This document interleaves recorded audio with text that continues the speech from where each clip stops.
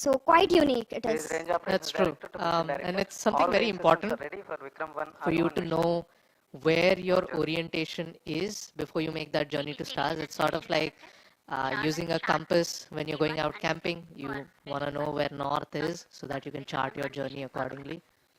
जी सुयश, और Roger. I think वायुयान में भी इसी सिद्धांत का प्रयोग किया जाता है और वो उसी सिद्धांतों पर निर्भर करती है। Yeah, that's तो right. यदि अब हमको ज्ञात है कि रॉकेट किस दिशा में जा रहा है, हमारा विक्रम-1 प्रक्षेपक यान, आज की इस पूरी यात्रा का लक्ष्य क्या है, वो किस ओर प्रस्थान करेगा? Today's test flight is attempting a 450 by 450 kilometers circular low Earth orbit or LEO, a region of space widely used for Earth observation, communication and technology demonstration. But this is a maiden test flight. So what matters most today are the fundamentals. Today's test flight has 3 prime objectives: executing successful stage 1 ignition and liftoff, clearing the launch tower safely, and then gather as much data as possible from our onboard sensors.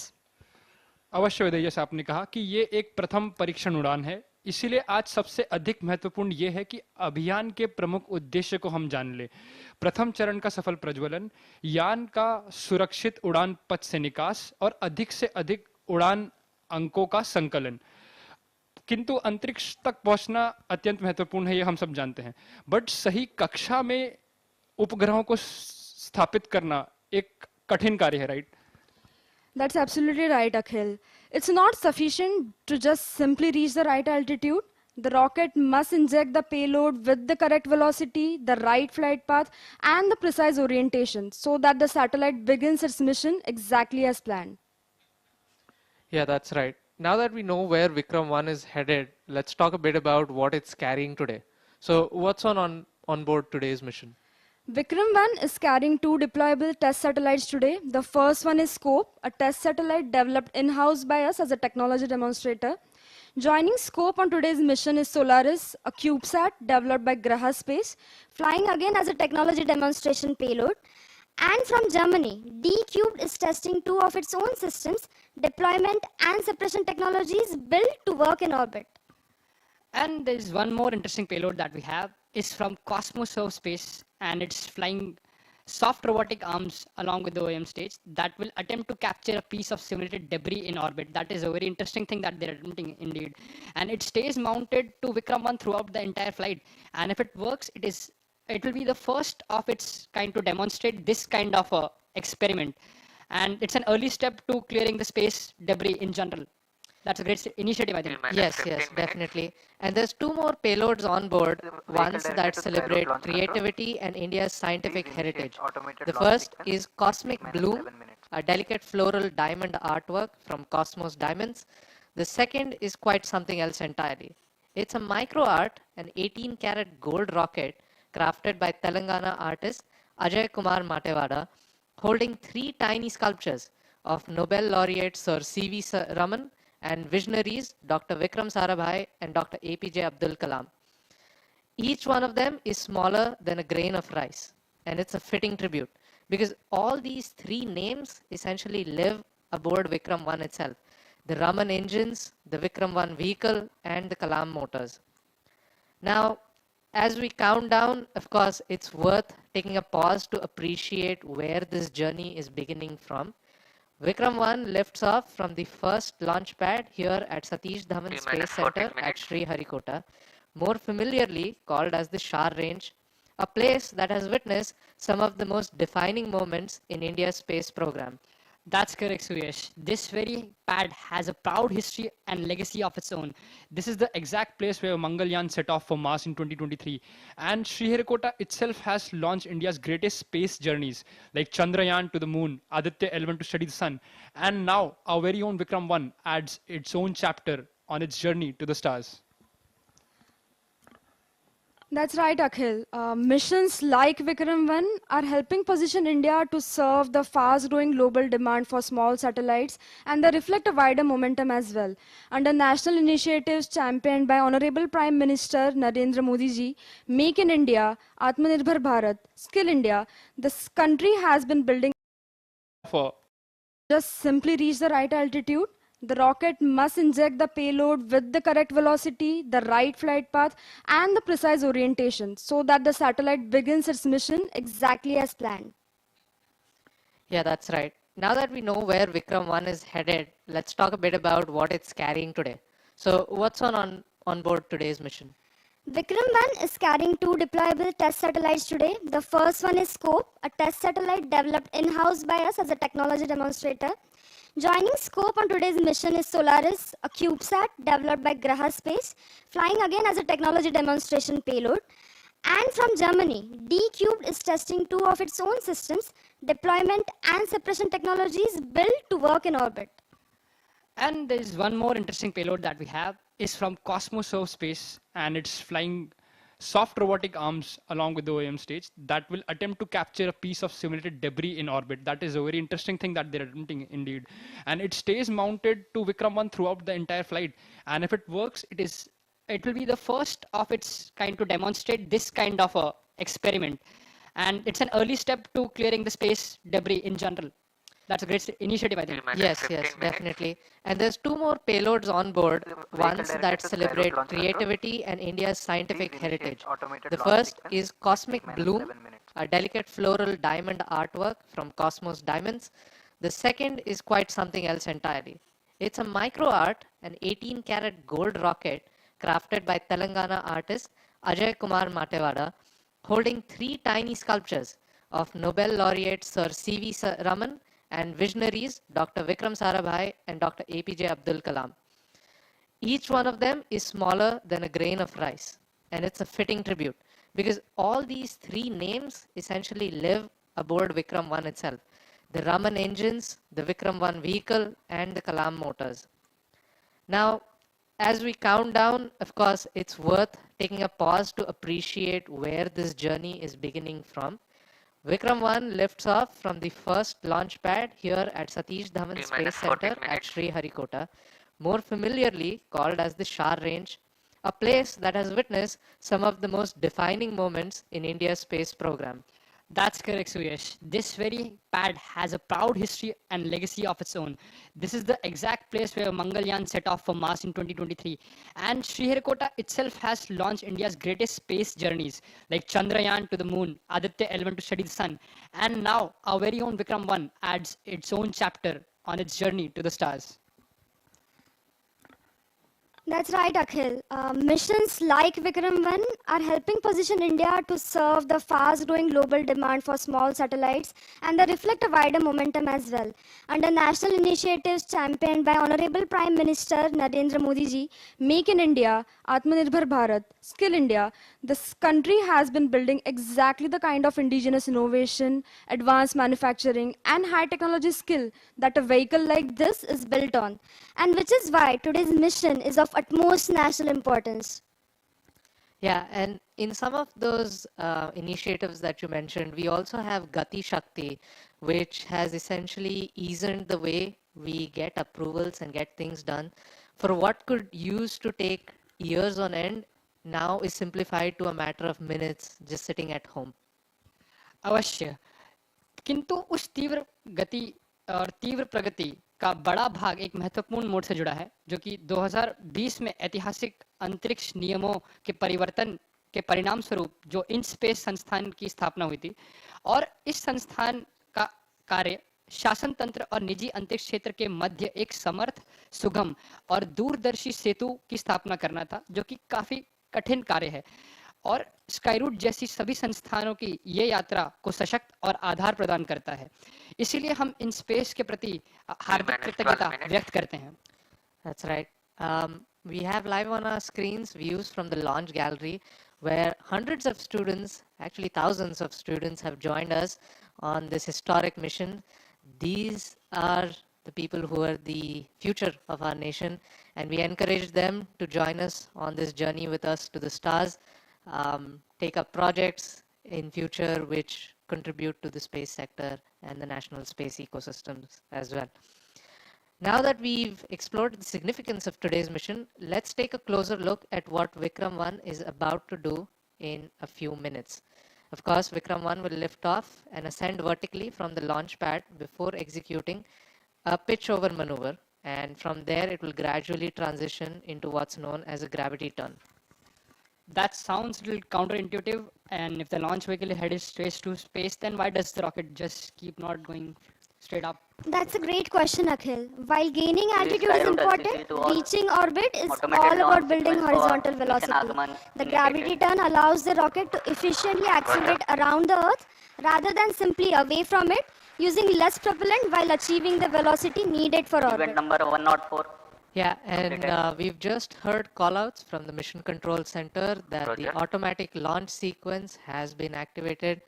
It's one of the preliminary starts to the program and a very important point. At this point, the countdown is now fully automated with hundreds of onboard commands executed in precise sequence, leading us to liftoff. And although the process is entirely automated, I believe the mission teams are closely involved, right? They have to ensure that every system is operating at its nominal health conditions.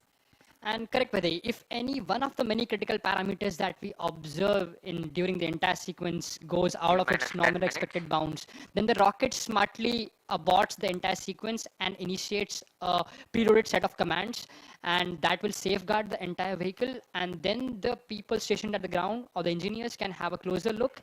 And if the issue can be resolved within the stipulated time, then we'll have the sequence back again and we can go ahead with the launch.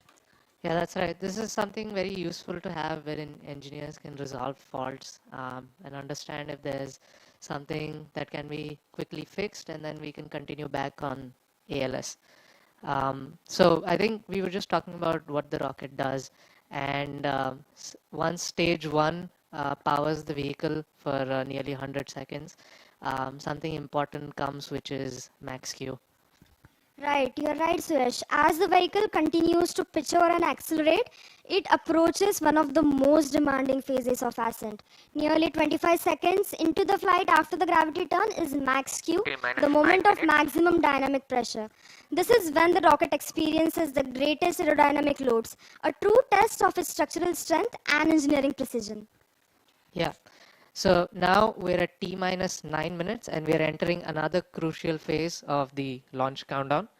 The launch team is now carrying out a final series of vehicle health checks and making sure that Vikram-1 is fully prepared for flight. Yeah, as we can see on our screens, one of the most Key milestones at this stage has been completed. that is the transition from the external ground power to the rocket's onboard batteries. Up till now, the vehicle has relied on its own ground support systems, But from this point forward, every stage must successfully power itself. And engineers are closely watching the battery performance and electrical health to ensure that this transition is very smooth and every system remains entirely stable. Right, Akhil. With the power transition complete, attention would shift to the rocket steering system. Engineers will now be verifying that the thrust vector control, or the actuators as we call it, the mechanisms which steer the rocket by precisely directing thrust through powered flight. Yeah, and you mentioned these actuators. Essentially, all of our solid rocket motors are equipped with what is known as a flex nozzle control. Sounds like a bit complicated term, but it's quite Indeed. simple. It's just the nozzle is capable of swinging in two planes, and the way we achieve this motion is by using electromechanical actuators. So you might imagine that this is something very important that we should check. So what engineers do is they perform something known as a null check. Essentially, they currently try to hold the nozzle in a neutral position. And then once that is confirmed, they provide small commands to the nozzle to deflect it. And if the response is deemed to be normal and the position is correct, we can be rest assured that the rocket will obey every command that is issued to it by the guidance computer. All right, live on your screens right now is the Vikram-1 rocket. And for a long time now, we've been looking at these views, and the biggest thing that comes up to our mind is, wow, that's a marvelous piece of engineering. And it's actually rocket science, right? There's a nearly 1,000 systems that need to work in perfect synchrony just to make liftoff happen. And that's 2/3 of all systems on rocket. So 2/3 of all system on the rocket need to work perfectly to make liftoff happen.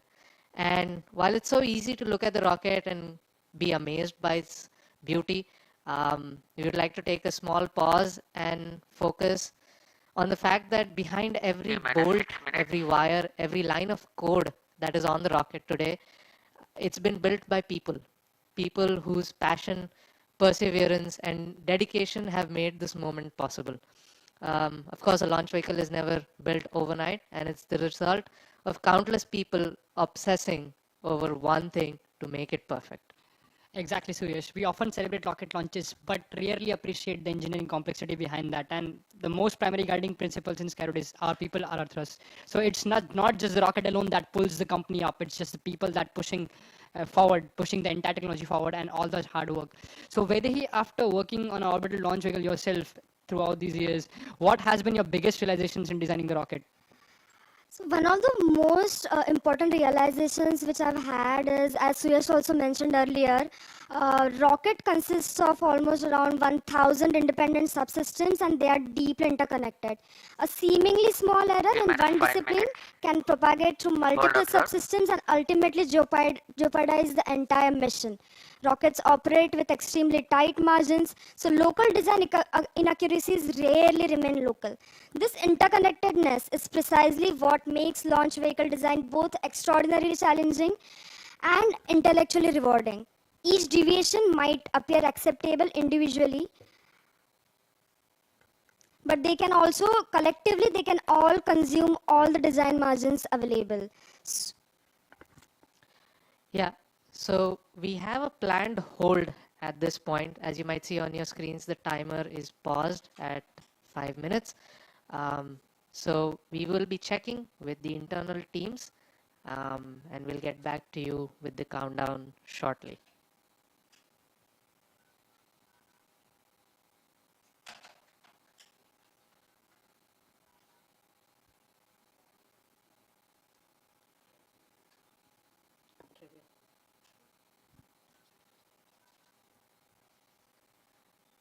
All right, while we wait for this countdown to resolve, there's so many cool facts about space, and something really fascinating that always catches me is when Vikram-1 races through the atmosphere, it's not just fighting gravity, it's also battling extreme aerodynamic heating.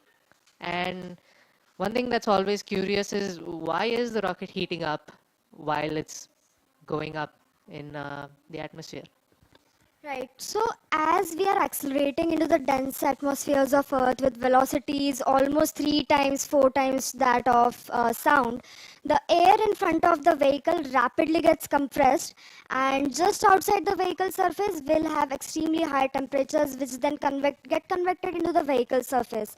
So, just a simple question. Do you guys know, like, what is the heat flux which we face standing on the Earth's surface due to the Earth's radiation? I think 1000 watt per meter square, kind of. Am I right? That's right. That is 1000 watt per a meter square. It's around 0.1 watt per centimeter square. When Vikram-1 ascends into the Earth's atmosphere, its nose tip can face around 15 watt per centimeter squares of heat flux. That's pretty large, I mean, as compared to humans, if you, yeah. That's right, that's right. And we really need to design a thermal protection system to keep the structural design under the set constraints. If we don't design any thermal protection system, the vehicle surface might end up going to 1500 degrees Celsius. And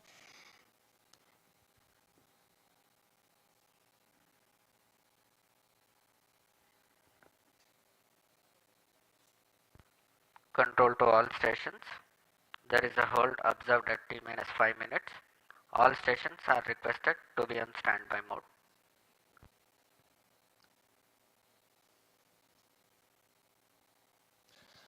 We have received confirmation that this is a planned hold, and we've been advised to stay on standby. We will communicate regular updates to you, so please stay tuned with us. Can you check if they can queue us and we'll talk earlier? I don't know if the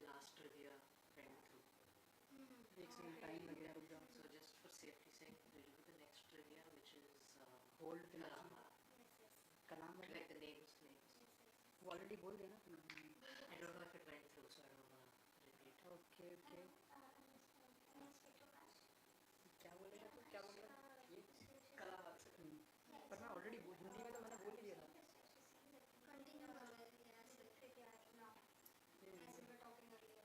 ask them to show commentators and QR mics we'll continue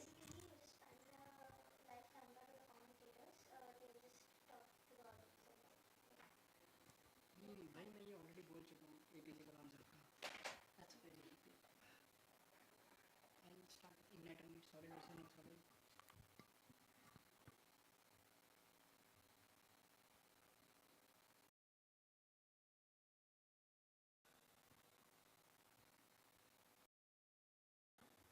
noise flexing में बोल दूँ क्या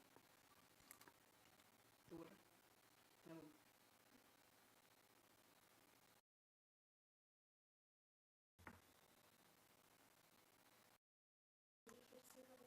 नहीं ये इसमें direct नहीं छोड़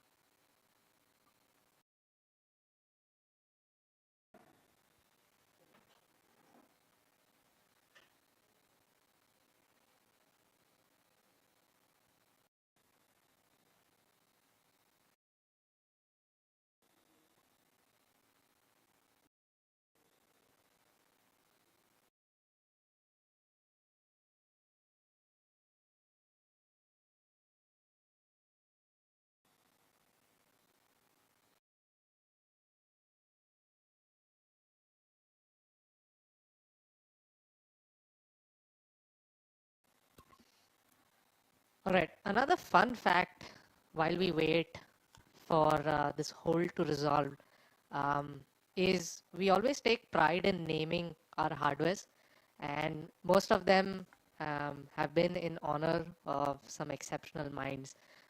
So Akhil, why don't you tell us about some of our naming conventions?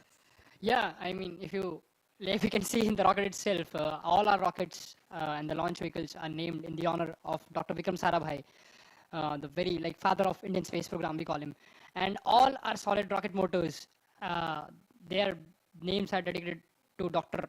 APJ Abdul Kalam, our very own missile man.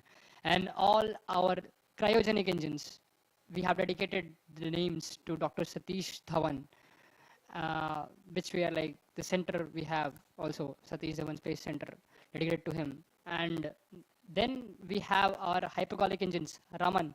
And then we have dedicated that name to Nobel laureate Dr. C.V. Raman, and our mission computer after the renowned mathematician Srinivas Ramanujan. So yeah, I think we're gonna keep up this idea of naming our hardwares after scientists until we run out of scientists. Yeah, so I think Not the hardware. we need the young budding viewers who've joined us in the launch gallery to become scientists themselves and famed scientists who take India to great heights so that we may have names. Yes, right now maybe. Coming to one more interesting fact, I think a lot of people, they don't know this. If you look at a launch vehicle, it seems pretty rigid at first. But the interesting fact is when the entire rocket, when in flight, it experiences combined effect of aerodynamic loads, engine thrust, wind gust, and due to different steering maneuvers, the teams or the designers deliberately give some flexure, or they make rockets slightly less rigid so that it can actually bend along its length throughout the flight.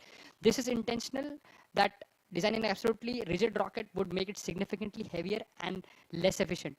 And it also creates a complex engineering challenge. As the structure bends, the onboard sensors can detect these motions, so the guidance and control system must distinguish the rocket's actual altitude and structural flexing to avoid unnecessary control corrections. And engineers carefully predict these bending modes and their natural frequencies through the structural dynamics and aeroelastic analysis, ensuring the vehicle remains stable even as it flexes its way through one of the most demanding phase. And this flexure could go up close to 10, 10 centimeters, I think. Yeah, close to 10 centimeters. That's pretty huge. That's right, Akhil. Something for the kids who might be, looking at this live stream. So rockets don't just fly, they keep falling around Earth. It might be difficult to imagine this, but people often imagine astronauts escaping Earth's gravity. The truth is, gravity never lets go. Even the International Space Station is constantly falling towards the Earth, but it's moving sideways at so high speed that it keeps missing the ground. And that's what we call as orbit. Yeah, that's wonderfully put. Orbit is a state of perpetual free fall. Yeah, Wow. that's right. And you spoke about how astronauts on the international space stations are also constantly falling towards Earth. And with us today in the Mission Control Center is our very own astronaut, Shubhanshu Shukla. And he's been following Skyroot's journey from a very close distance. He's part of our family as well. And he's here to cheer us on. So we thank him for his presence.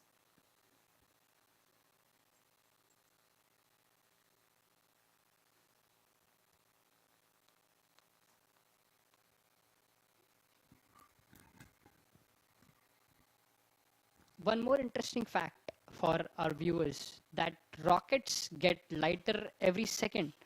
Unlike an airplane, a rocket becomes lighter every second because it continuously burns and throws away propellant. Because in aircrafts we have air breathing engines, so the oxidizer itself is the air that the turbofan sucks in. But when you have a rocket, you cannot have.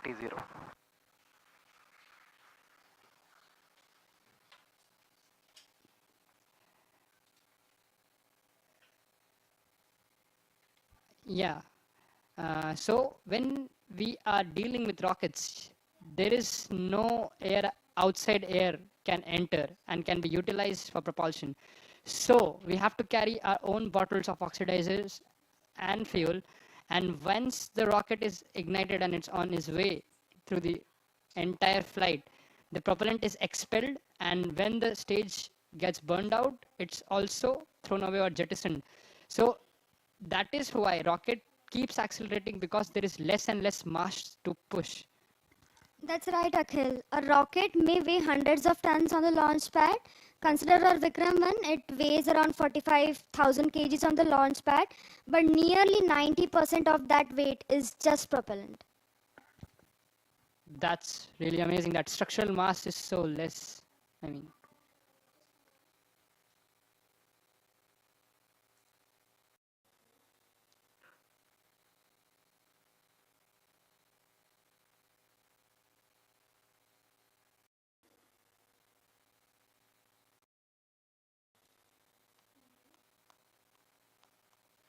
The views on your screen are from the launch gallery at Sriharikota, and we have thousands of students who've joined us from all over the nation, and they're eagerly waiting the launch of India's first privately built orbital launch vehicle, Vikram-1. And of course, like I mentioned earlier, it's a test flight, and we'll be doing a few of these before we move into routine commercial operations. We are in a state of hold for now. For the viewers who just joined us, we have successfully initiated the automatic launch sequence at T-minus 11 minutes, and a lot of the key events that went into this have been executed. We have a hold right now at T-minus 5 minutes, and just to recap, we've had the switch over to internal power, wherein the vehicle is now powering itself. All of the null checks on our actuators have been completed. So essentially the vehicle's steering systems are in great health. And we're at a planned hold. One quick look at the rocket as well, standing on the launch pad.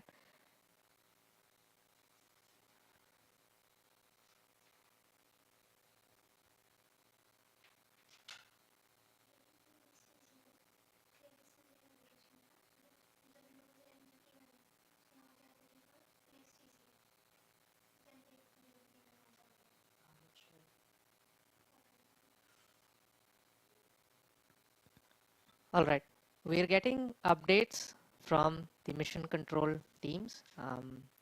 The hold that you observe on your screens was due to a hold raised by the navigation team. Vehicle directed to launch control, please do the needful pre-exercises to reinitiate ALS and confirm your readiness.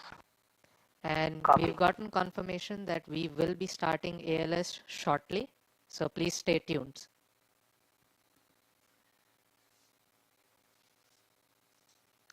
So we had a planned hold, and we've just heard from the mission teams below that we are ready to restart the automatic launch sequence shortly.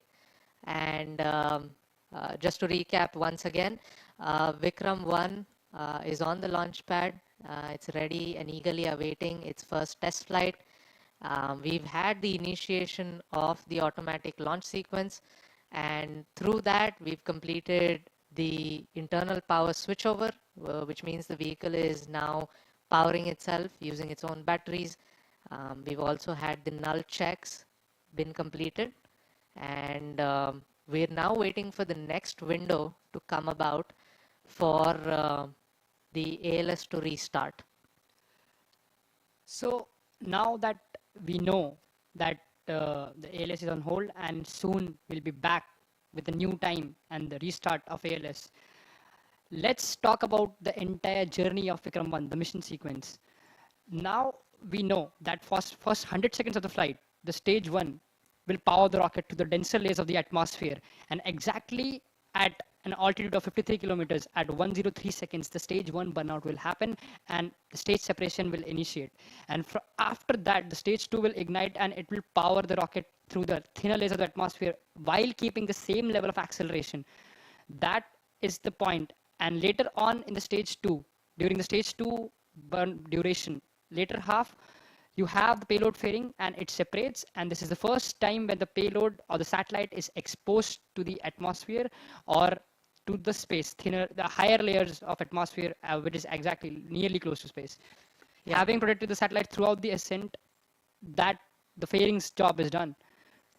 Yeah, that's right, Akhil. And you mentioned that the PLF, or the payload fairing, is the portion that essentially protects the satellite from the difficulties of the environment that the rocket goes through.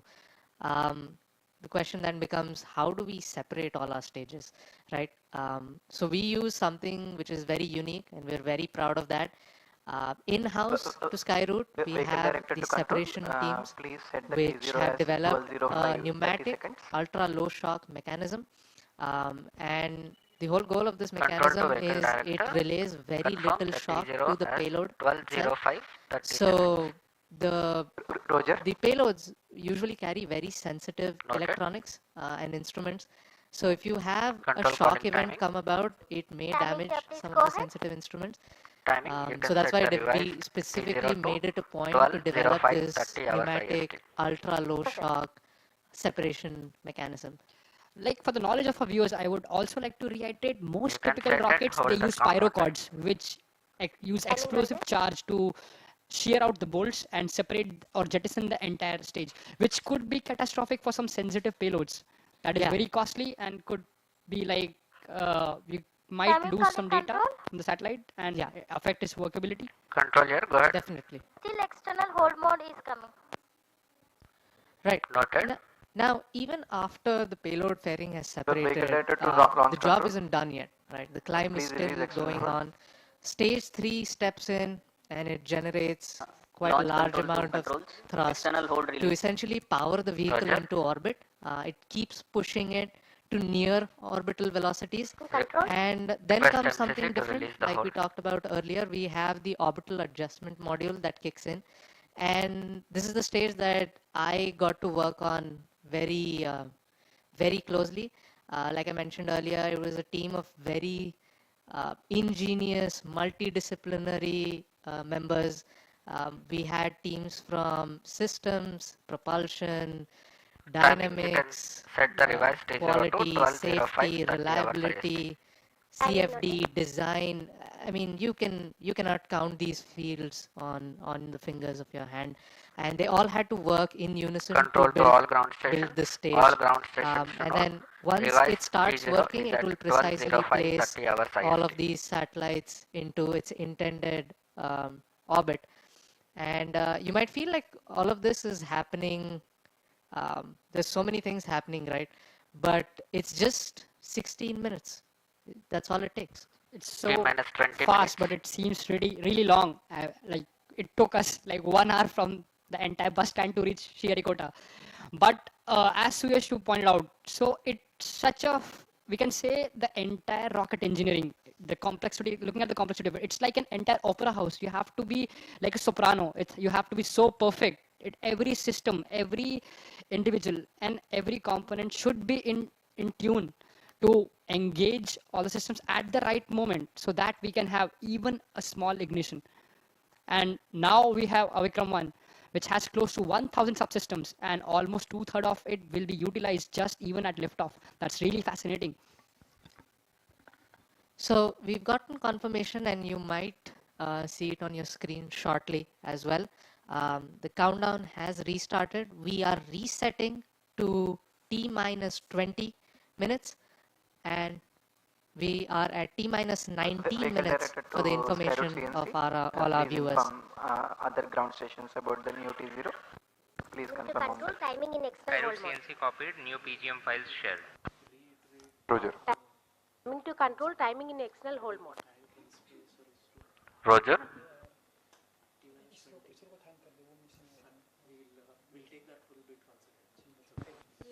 Skyroot LCC to all, S2 and S3 HMS is event number 97 completed. Roger.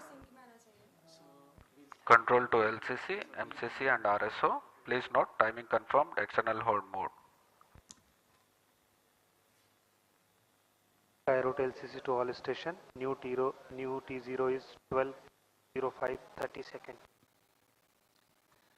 All right, we're hearing from the mission control that the new T0 time or the liftoff time for T-minus 18 mission minutes. Agman is reset to 12:05 p.m. So stay tuned, we'll be with you and we'll give you some more space trivia. We have a lot of those, and we'll also take you through the journey of the rocket as well.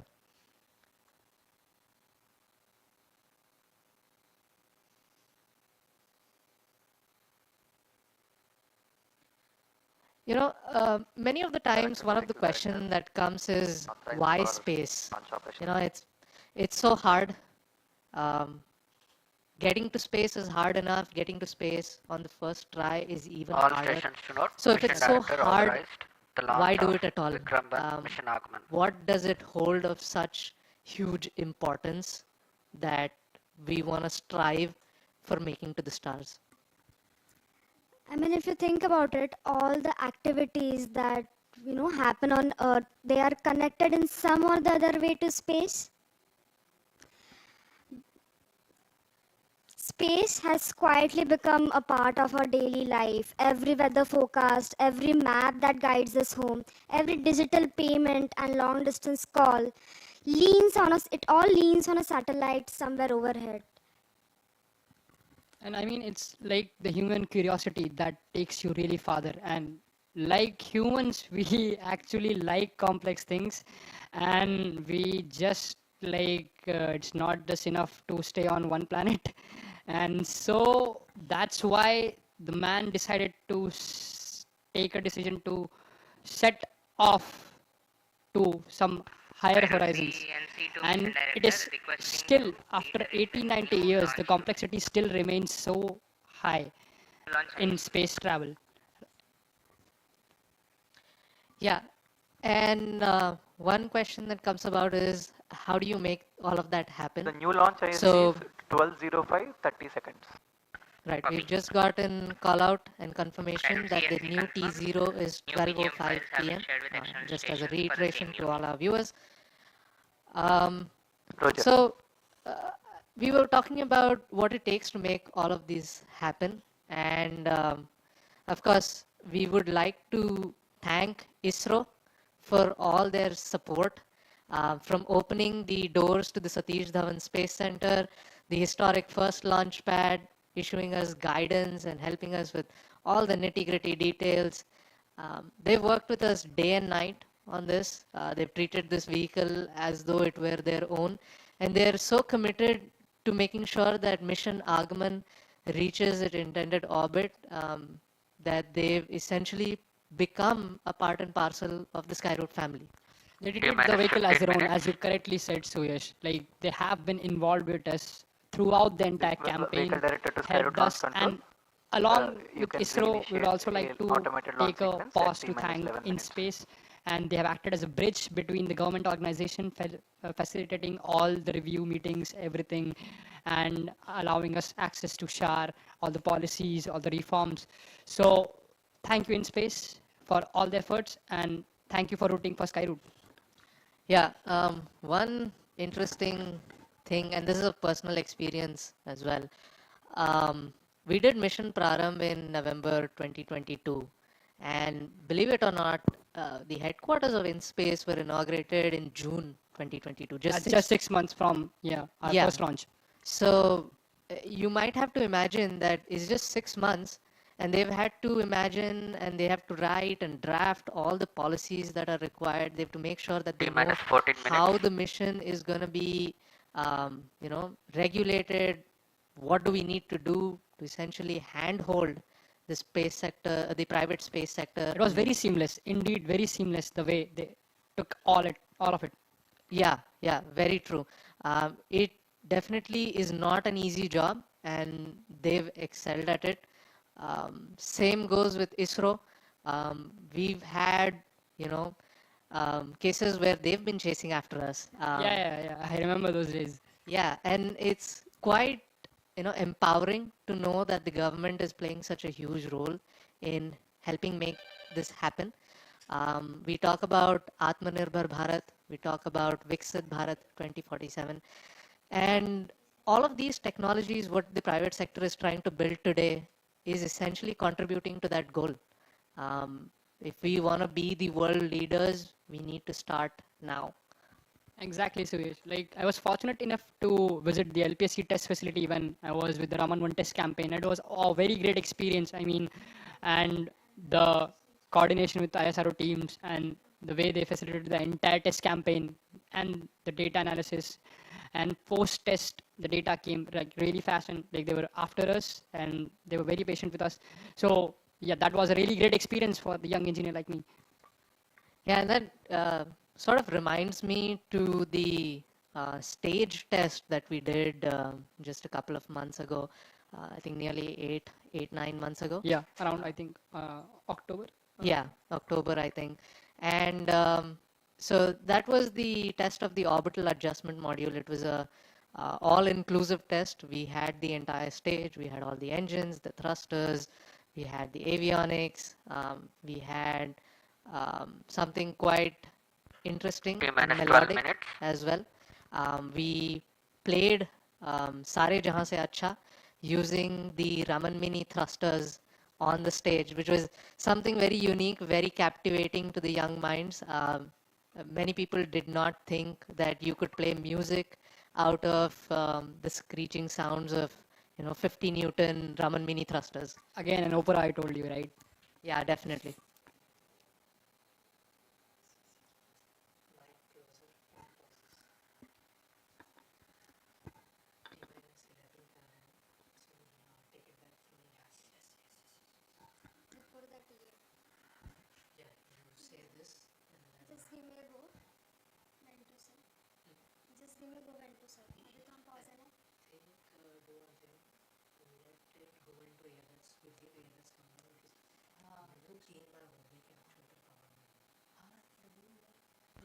T minus 11 minutes.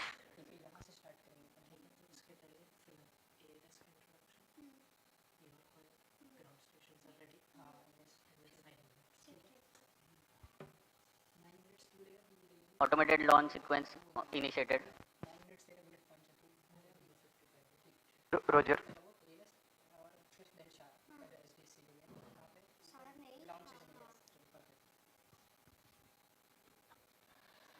All right, we're at T minus 11 minutes again, T minus 30, 10 minus 10:30, sorry.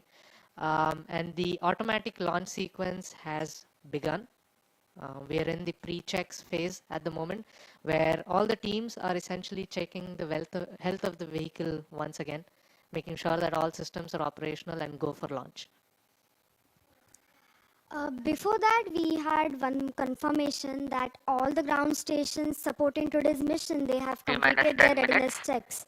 As the vehicle travels downrange, telemetry will seamlessly transition between multiple ground stations, from Shah to Port Blair, then Bogor in Indonesia, and then finally Yatharagga in Australia. This network ensures continuous communication with the launch vehicle, with all mission data relayed back to mission control in real time. That's right. And just to recap to all our viewers, some of the callouts that have happened till now. We first had the acquisition of day of launch winds, which is we acquire using a Doppler weather radar the winds prevalent. And as Akhil mentioned earlier, it's slightly a cloudy day today for launch, but come rain or sunshine, we are always ready to launch. Yeah, rain can't stop us, I think. Yeah, and the next thing that we managed to do is, of course, the guidance teams have completed the static navigation profile as well as the gyro compassing of the LINS package. So this is kind of the sensor which tells the attitude of the vehicle, essentially tells you how you're oriented with respect to Earth. And it's something very important that the vehicle has to do. It needs to know where north is and where the direction of gravity is. Post that, like he just confirmed, we've had all the ground stations. We have 4 ground stations supporting us today. Shar, which is where we're coming to you live from. And then we have Port Blair, following which we have Bogor in Indonesia. And finally, the Yatharagga ground station in Australia. So all of these ground stations essentially capture telemetry, which is the data from the vehicle, and relay it instantaneously to us. Yeah, Suyash, you were mentioning about how we also see the wind profiles. The wind profiles are also checked. Just a while back they were checked, and as I can see on the MCC, this wind profile or this data of the winds is also going to be uploaded into the mission computer in the sequence that is coming up. And also one of the key milestones which have been completed is the transition from external ground power to the rocket's onboard batteries. The vehicle has relied on ground support systems till now, but from this point forward, every stage must successfully power itself. So engineers, I believe, are watching the battery performances and electric health right now to ensure that the transition is smooth and every system is remaining stable as of now. And for this ALS sequence also, we have completed all the null checks for all the stage nozzles, and the FNCs are working as fine as possible.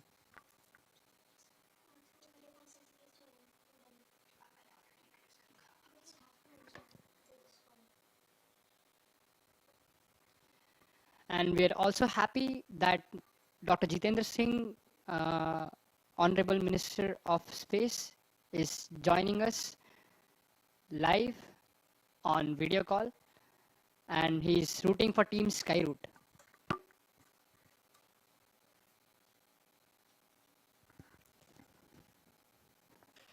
We are at T minus 6 minutes and counting. For the viewers who've just joined us recently, on your screens right now is the Skyroot Launch Control Center situated at Shar. We have many engineers looking at the vitals of the vehicle. This includes different teams, starting from avionics, guidance, navigation, control, liquid propulsion, solid propulsion, safety, reliability, quality, and of course our IT teams as well.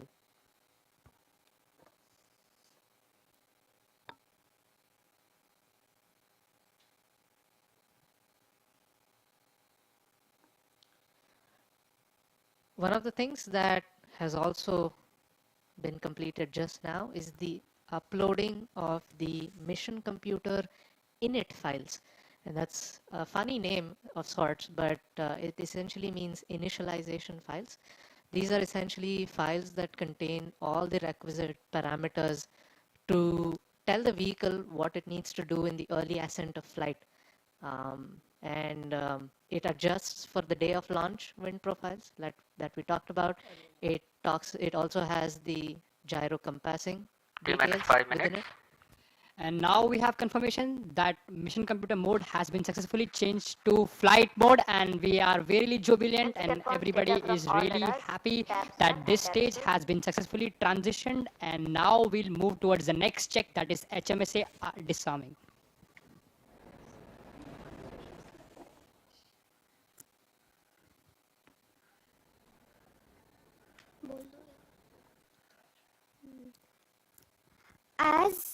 As we enter the final few minutes of countdown, another key safety milestone is underway.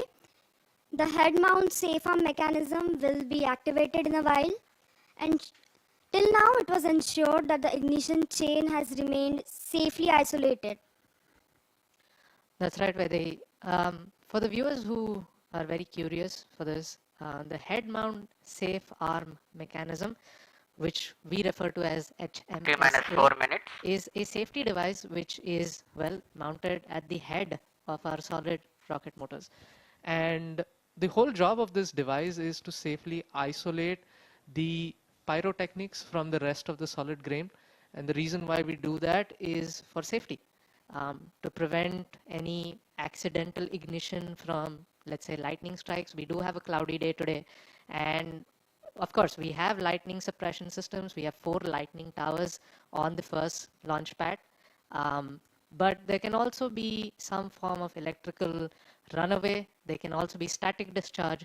So to safeguard all these devices from electrical discharges, we have a mechanical separation between the pyro devices and the solid rocket motor.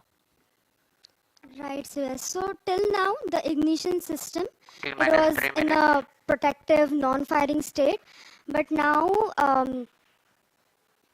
it's going to move on to a state wherein once the mission computer gives the ignite command, it can initiate a pyrotechnic chain of events. That's right. And we're at T minus 3 minutes, and we have confirmation that the stage 1 head mount safe arm mechanism, or the stage 1 HMSA, has been successfully armed. This basically means that our motor is now ready to ignite. That's really great to hear. Along with this HMSA safety mechanism, we have one more layer of safety which we call the FTS or the CDS, command district system, or the flight termination system. This is utilized when if the vehicle during its flight mode tries to or like deviates from its intended flight trajectory, then the range safety officer can take a call to distract the vehicle to safeguard the resources around it. T minus 2 minutes. That's right. As is with the case with any launch vehicle, we always prioritize safety. And with that in mind, we have all of these systems set up on the vehicle.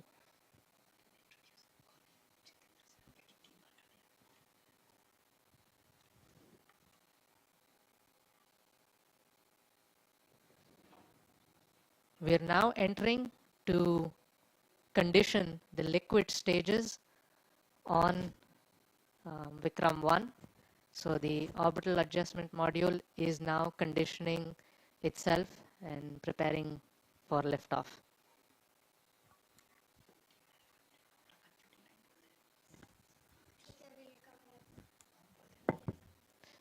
So we are nearly at T minus 1 minute. All stations. And stand by for the we timer. will leave you T with minus the 1 minute. views of Vikram-1 and join you shortly at liftoff. Minus 55 seconds. Minus 50 seconds. Minus 45 seconds. Minus 40 seconds. minus 35 seconds, minus 30 seconds, Real-time programs activated. minus 25 seconds, minus 20 seconds, Minus 20 seconds is the call out now. minus 15 seconds, 10, 9, 8, 7, 6, 5, 4, 3, 2, 1, 0.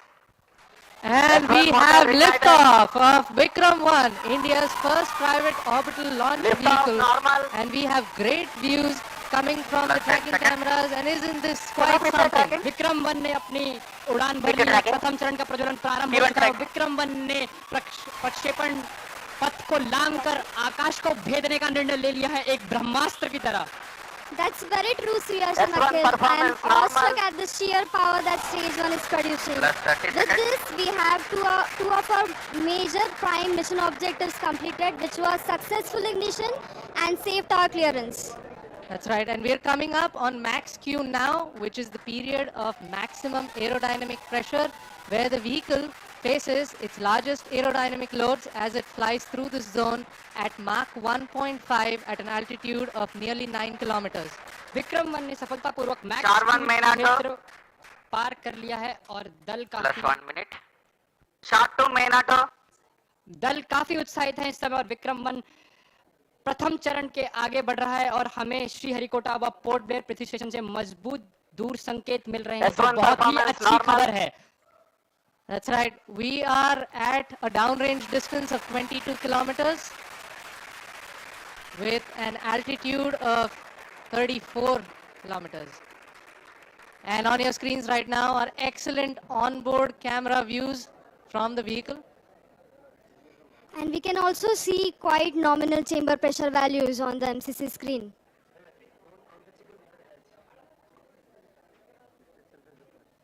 The vehicle is currently at an altitude of 50 kilometers.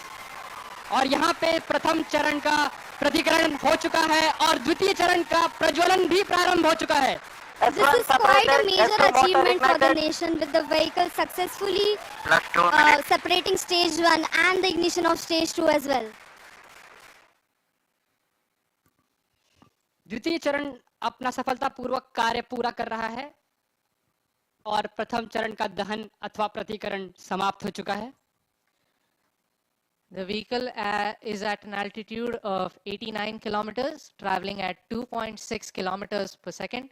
Of course, our target velocity for today is 7.6. S2 performance normal. We've just heard call out that the S2 performance or the stage 2 performance is nominal.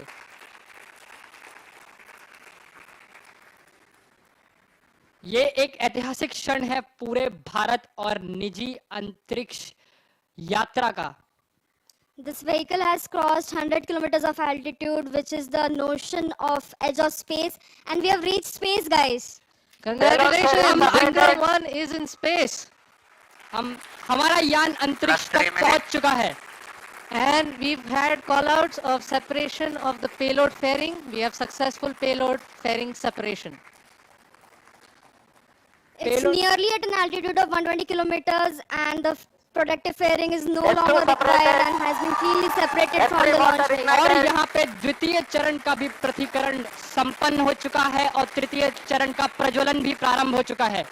That's right, Akhil. We've had successful ignition of stage 3. The vehicle is currently at 157 kilometers above the Earth's surface. It is 355 kilometers downrange, traveling at nearly 4 kilometers per second. Now, the telemetry will switch over from Shar to Port Blair and further to Bogor. अब यान अपनी अंतरिक्ष यात्रा पर निकल चुका है। तृतीय चरण का प्रज्वलन चालू है और उस की प्रतिक्रिया नियमित रूप से चल रही है। And as you can see on your screens, we have near exact following of the intended trajectory. The two lines on your screen essentially indicate the current performance of the vehicle, and it closely matches with prediction. This is on your screen on board from stage 3. What you see is the rocket plume and the nozzle, and Earth, our home. What a beautiful view. क्या सुंदर दृश्य है हमारी पृथ्वी का. S3 performance normal.